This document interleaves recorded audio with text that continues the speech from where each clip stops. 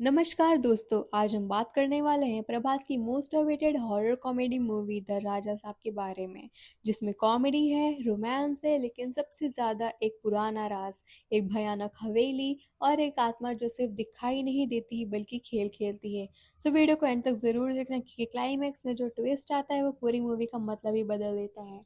सो earphones को काम पे लगाइए, चैनल को सब्सक्राइब करिए and let's get move in. Movie शुरू होती है एक शांत से गांव से, जहां हम मिलते हैं राजा साहब से। राजा साहब एक केयर फ्री, थोड़ा फनी, थोड़ा इमोशनल लड़का है जो अपनी दादी गंगा अम्मा के साथ रहता है।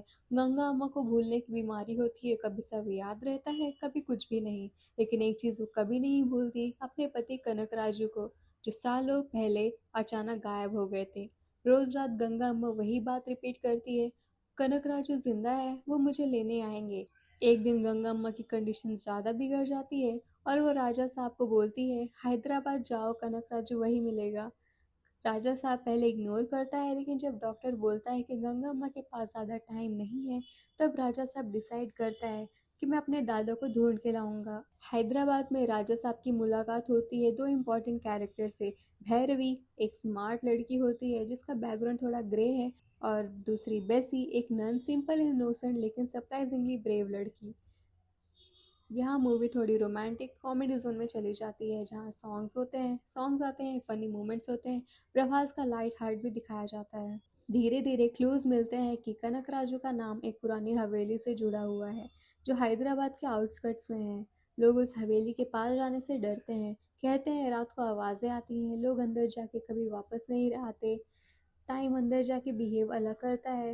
राजा साहब इग्नोर करता है सारे वार्निंग्स, अगर मेरे दादा वहाँ हैं तो मुझे जाना ही पड़ेगा। जैसे ही राजा साहब भैरवी और बेसी हवेली के अंदर जाते हैं, दरवाजे अपने आप बंद, हवा का प्रेशर चेंज और कैमरा एंगल सडनली डार्क हो जाते हैं। यहीं से मूवी प्रॉपर हॉरर मोड में आ जाती है। रात के टाइम शैडोज मूव करते हैं, फुटस्टेप सुनाई देते हैं, और राजा साहब को पहली बार एक आदमी का रिफ्लेक्शन दिखता है, वो है कनक राजू, उसके दादा।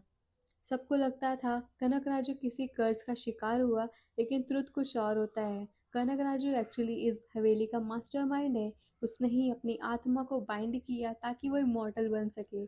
उसका मानना था यादें ही इंसान को जिंदा रखती है और डर उससे पावरफुल। गंगा अम्मा की बीमारी भी कोइंसिडेंस नहीं थी, कनक राजू उसके दिमाग से यादें खींच रहा था।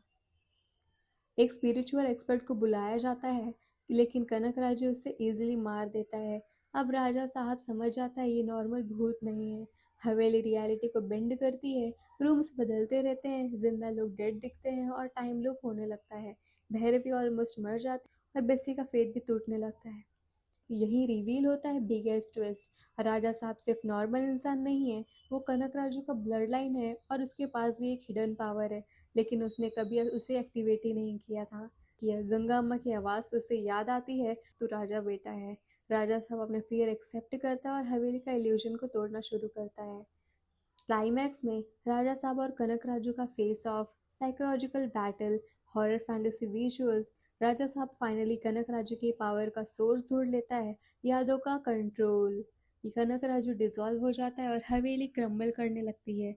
राजा साहब प्लान बनाता है कि अपनी दादी को वो फाइनली अपनी दादी को सब सच बता देगा कि अब उसके दादा नहीं रहे, उनके पति नहीं रहे। लेकिन एंडिंग में ये ट्विस्ट आ जाता है कि गंगा माँ को तब कुछ याद ही नहीं। तो जब उनकी तस्वीर देखती है तो वो बोलती है कि ये इसके, इन्हें तो मैं जानते ही नहीं। यहाँ से राजा सबको बहुत खुशी मिलती है और सबको भी। एंडिंग सीन, सब लोग सेफ बाहर आ जाते हैं, हवेली डिस्ट्रॉय हो चुकी होती है, लेकिन लास्ट सीन में एक नया शैडो दिखता है।